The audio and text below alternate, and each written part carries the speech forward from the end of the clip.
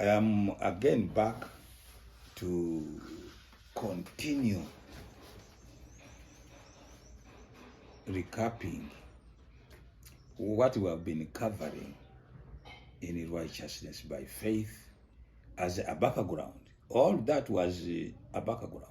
45 to 50 presentations were just a background yet. Righteousness is yet to come more and more and more. But without the background, it becomes hard for you to fully grasp it. Now, we said that through God's love, you and I, we were created. But those two chapters are very interesting when you read them. Within all the shortcomings of humans, what you can call human shortcomings in reporting God's activities, one thing they never forgot is that God's creatures, we humans, we were made in God's image. Or to translate it differently, we look like Him. It says, let us make humans. They will look like us. Check Green's Bible. That's what it says. They will look like us. Look at the position we were holding earlier. Yes. And we'll find out whether God has changed his mind after sin. But now, this is precisely his aim. The humans I am creating. Remember, he's creating through love. The humans I am creating, they will look like us, or they will look like me. We haven't explained the us and me, the plural yet, because that isn't urgent for understanding righteousness of faith. We will talk of that when its time comes. How come it is us, and then so on and so forth? That is secondary. The answers, the theological answers, are present. But for now, we are pursuing the understanding of God with his creatures. Why did he create? That will lead us to a very important question. Why did he save? Now we are talking about why did he create? Now, if God is of love, this time he is giving us a very high standard that they will look like us. We were just created just lower than God himself, though. You read Psalms 5, I think. Psalms 8, I think, verse 4. You'll find out that it is not that we are below angels, as the LXX or the Septuagint put it. Now, the problem with what we are presenting here is that everything needs a background for people to understand. Look at this, the Septuagint or the Septuagint. Sometimes it is called LXX. It was a Bible translated from Hebrew to Greek way back. I think it was in Alexandria. Hebrews or Jews were scattered, and there were very many in the diaspora who had actually forgotten Hebrew as such. And therefore, you see, 60 scholars were chosen, Hebrews or Jews, to translate the Jewish Bible or the Hebrew Bible.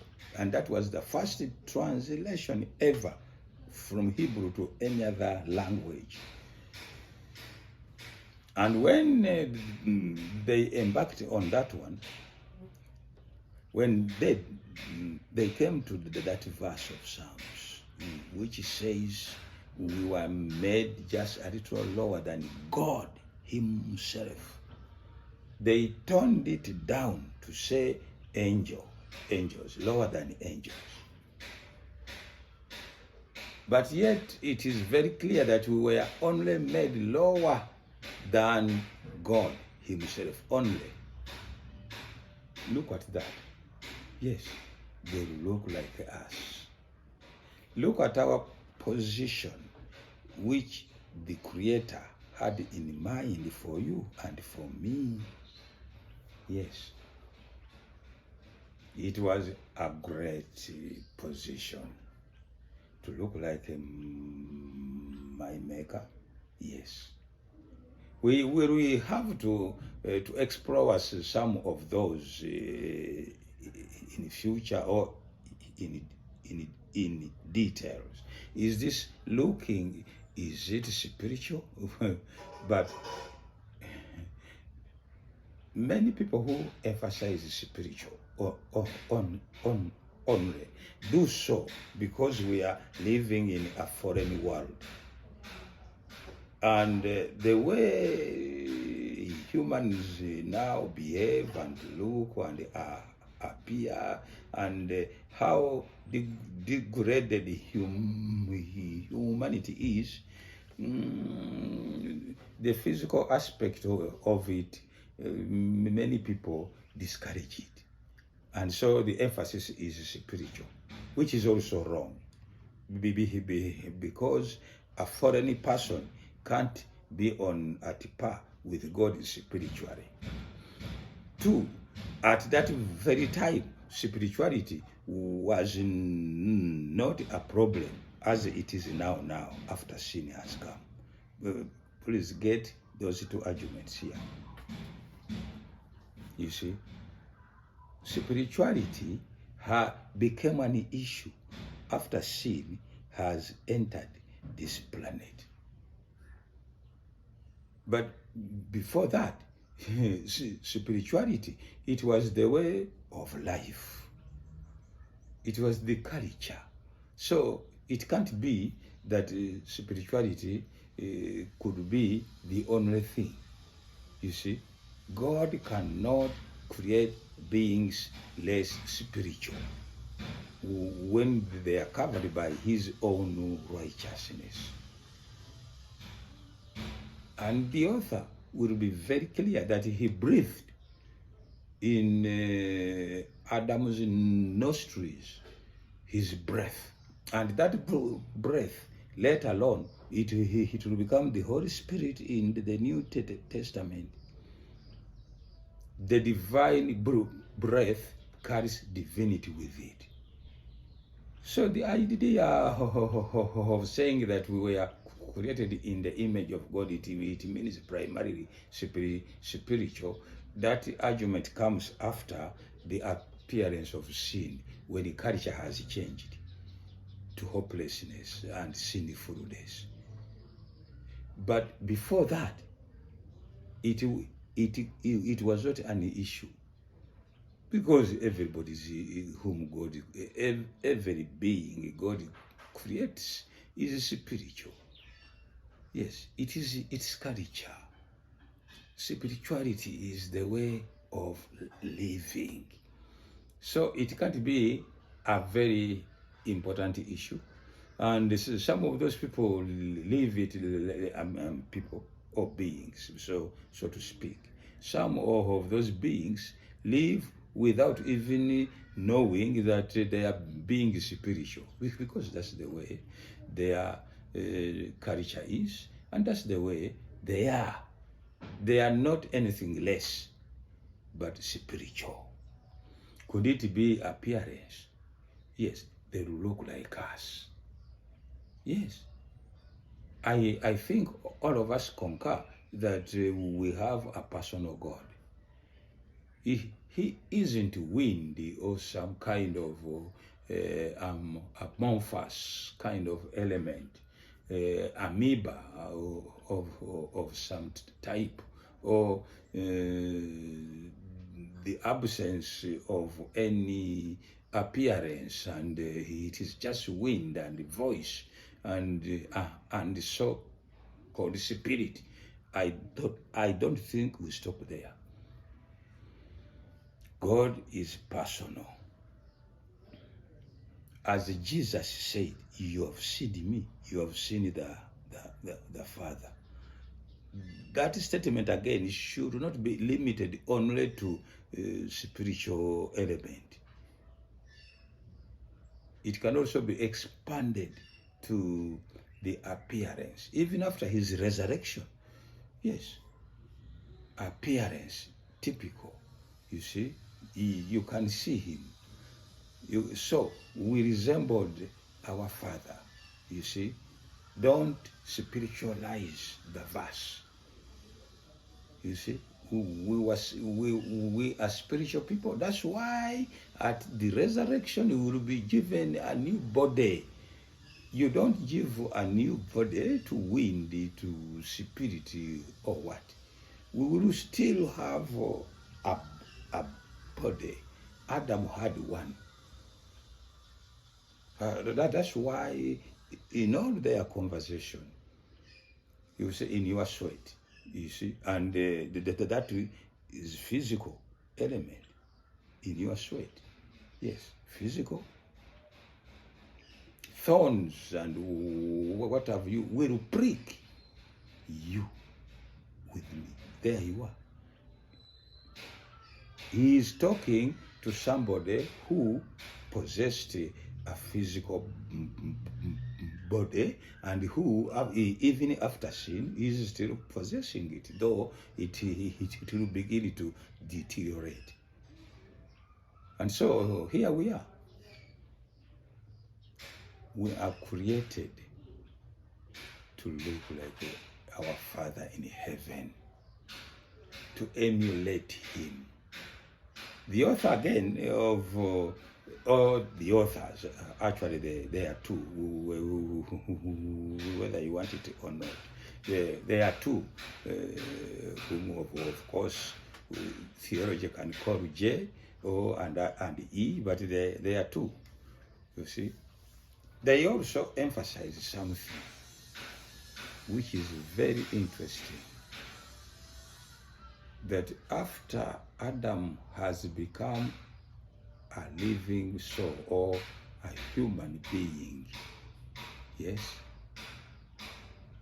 combined with divinity of his Father in heaven, grew by faith that he created me with good intentions. It can't be anything malicious. Those are negative situations which sin has created in us. Yes, heaven has no bad intent. Heaven can't conspire. Heaven cannot deceive people or its creatures that I love you when it doesn't. It is heavenly culture. Everything comes out clean. But God turns to Adam and then says, you see, hey, I have even planned for you or planted for you a place to stay. The author calls it a garden. And we do play a lot on the garden than thinking that it might have been a home. Yes, a garden, as if they were hanging in trees somewhere. Why can't we be comfortable by saying he built them a home, a beautiful one? And then he said to Adam, you are going to be my co-worker from now onward. How was sir? Number one, yes, I'll give you all the power and the regal power to name things. And of course, you know, what you name, you control. You see? Yes. You are my, in short, you are my representative on this planet. Ooh. From day one, we are queens and kings, you see, rulers, co-rulers with God in his entire universe. Even ever one dreamed that sin will come, we were happily co-rulers with God. Don't emphasize these fruits, you know, under the backdrop of meat eating. You see, when you eat meat, the first food was this and that. Of course, eating meat before sin, it can't happen because, you know, animals could die. Everybody's simple common sense dictates that one to see. Yes. There was, I don't think there was anything spiritual in eating fruits only, or other foods which may not need to shed blood, but that does not cover the whole story by saying that even now, don't touch meat. No. The situations will change when sin came. But so far, we are talking about bliss now. And you know what? In salvation, we are also heading for bliss. But let us have a chance, small as it may be, and narrow as it may be, using the narrow literal narrative we have to see the bliss Adam was in. And then he says, I have given you a very important gift. You are going to populate this planet. Yes, it is your job to populate. God would have snapped his finger like this, and the children and the peoples would have inhabited this planet. But what does that mean? That shows that you are also my co-participant in creation. Yes. And I'll hint more and more on that element as we go by. Does that mean God has allowed me to have a prerogative of also becoming a creator? The answer is very simple, yes. God bless you.